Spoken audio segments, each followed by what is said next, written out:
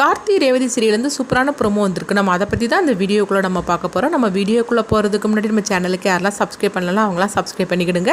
பக்கத்தில் உள்ள பெல் பட்டனை கிளிக் பண்ணிடுங்க. வாங்க வீடியோக்குள்ளே போகலாம்.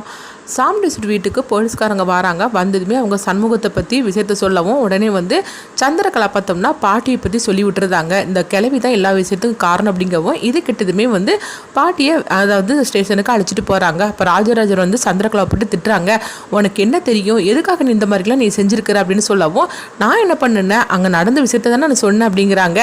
ஆமாம் இந்த கிளவிக்கு நல்லாவே வேணும், இவன் நம்மளை என்னெல்லாம் கஷ்டப்படுத்திட்டு இருந்தா அதான் அவளுக்கு இந்த மாதிரிக்கு ஒரு நிலைமை வந்திருக்கு அப்படின்னு சொல்லவும் அப்போ ராஜராஜன் சொல்கிறாங்க, எங்கள் பாரு எங்கள் அம்மாவை பற்றி இந்த மாதிரிலாம் ஃபஸ்ட்டு நீ பேசுறது நிறுத்து அப்படிங்கிறாங்க.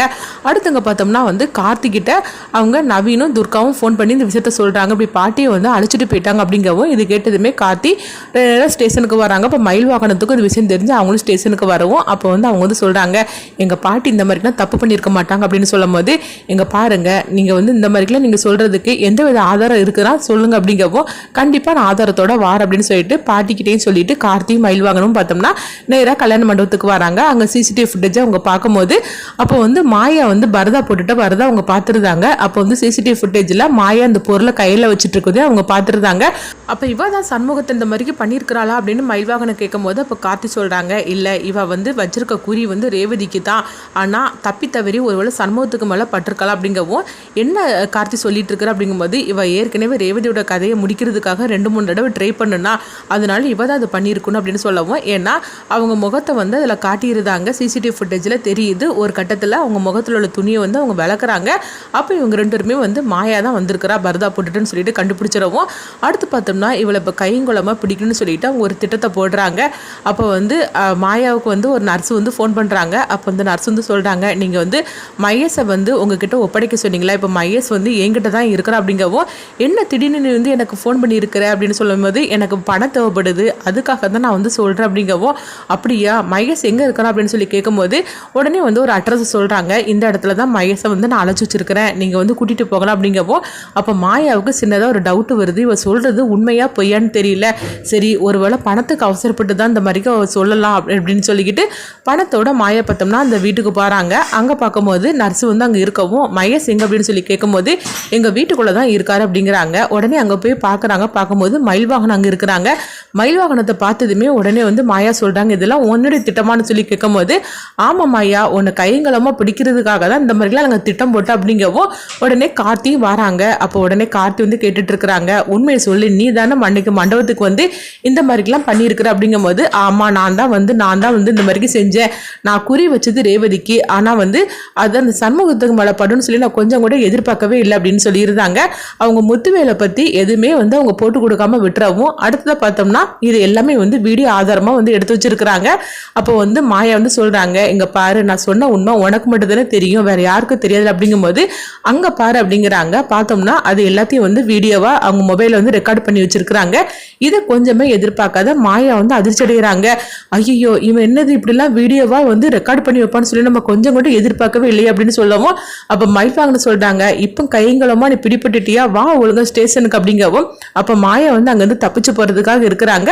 அப்போ கார்த்தியும் மயில் வாகனமும் அவங்களை பிடிச்சிருந்தாங்க. ஒழுங்கு மரியாதையா வாரியா இல்லைன்னு சொல்லி அவங்க கூட்டிட்டு போகவும் எங்ககிட்ட இருந்து தப்பிச்சு போகிறதுக்காகவா நீ ட்ரை பண்ணிட்டு இருக்கிற, நீ தப்பிக்கவே முடியாது வான்னு சொல்லி அவங்க அழைச்சிட்டு போகிறாங்க. அடுத்து பார்த்தோம்னா மாயாவை அழைச்சிட்டு நேராக ஸ்டேஷனுக்கு கார்த்தி மயில் வாகனமும் வரவும் அப்போ அவங்க பாட்டி இருக்கிறாங்க. அப்போ போலீஸ்காரங்கிட்ட சொல்கிறாங்க, இவ தான் அன்னைக்கு தப்பு பண்ணியிருக்கிறா அப்படின்னு சொல்லவும் என்ன எப்படி சொல்கிறீங்கன்னு சொல்லி கேட்கும்போது அப்போ அந்த வீடியோ ஆதாரத்தை எல்லாத்தையுமே காட்டுறாங்க. அதை பார்த்ததுமே மாயா தான் இந்த மாதிரிக்கு தப்பு பண்ணியிருக்கிறா அப்படின்னு சொல்லிட்டு அவருக்கு உண்மை தெரியவும் அப்போ மாயா அவங்க ஸ்டேஷனில் அவங்க பிடிச்சி வச்சுருந்தாங்க.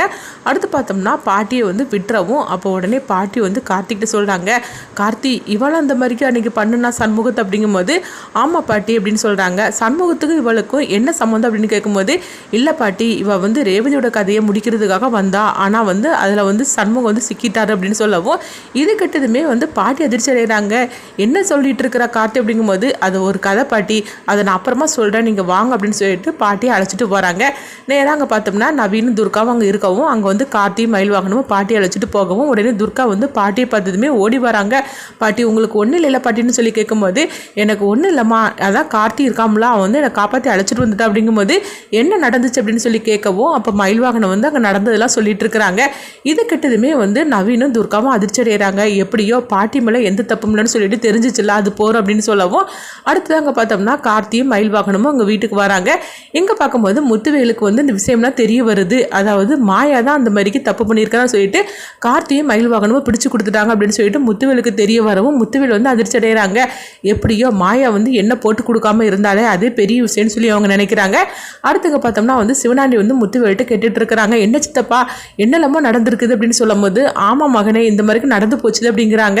ஆனால் அந்த மாயா வந்து என்னை போட்டு கொடுக்காம விட்டுருக்கிறா, கண்டிப்பாக அதுக்கு ஏதாவது காரணம் இல்லாமல் இருக்காது அப்படின்னு சொல்லவும் சரி நம்ம வந்து அவ்வளோவே பார்த்துட்டு வரலாம் அப்படின்னு சொல்லிட்டு முத்துவேலும் சிவனாண்டியும் சொல்லிட்டு இருக்கிறாங்க.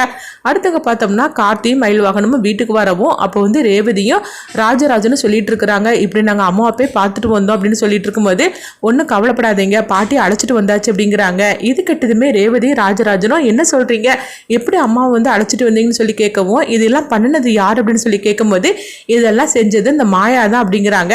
அதை கேட்டதுமே ரேவதியும் அவங்க ராஜராஜனும் அதிர்ச்சி அடைகிறாங்க.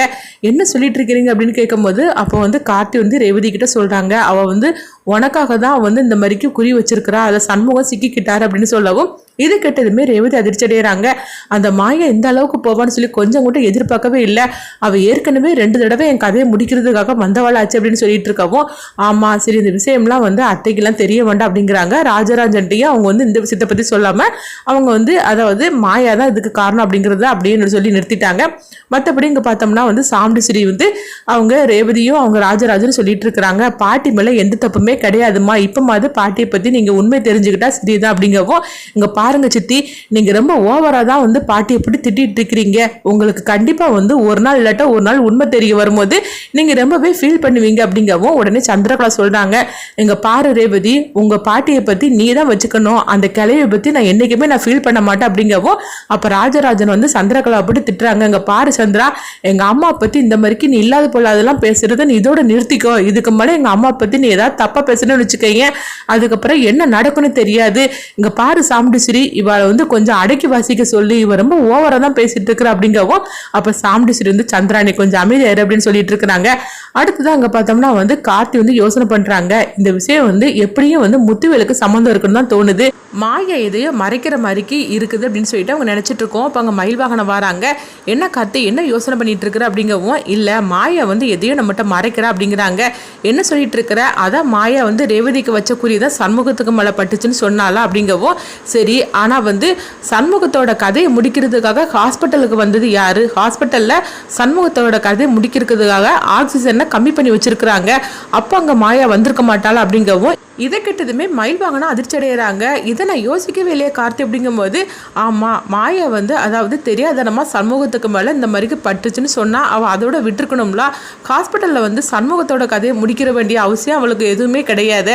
அப்படி இருக்கும்போது அப்போ ஹாஸ்பிட்டலுக்கு வந்தது யார், சண்முகத்தோட கதையை முடிச்சதுக்கும் மாயாவுக்கு எந்த சம்மந்தமும் கிடையாது, அப்போ சண்முகத்தோட கதையை முடிக்கணும்னு சொல்லிக்கிட்டு முத்துவேல் தான் ஹாஸ்பிட்டலுக்கு வந்திருக்கணும் அப்படின்னு சொல்லவும் இது கிட்டதுமே வந்து அவங்க மயில் வாகனம் வந்து அதிர்ச்சி அடைகிறாங்க. கார்த்தி நீ என்னமா யோசனை பண்ணிட்டு இருக்கிற, இதை நான் கொஞ்சம் கூட நான் நினைக்கவே இல்லை அப்படிங்கவும் அப்போ ஆக மொத்தம் மாயா வந்து முத்துவேலை காப்பாத்துறதுக்காக என்னமோ பண்ணுறா அப்படின்னு சொல்லிட்டு இருக்கிறாங்க. அடுத்ததான் என்ன நடக்க போகுதுன்னு சொல்லி நம்மள வெயிட் பண்ணி பார்க்கலாம்.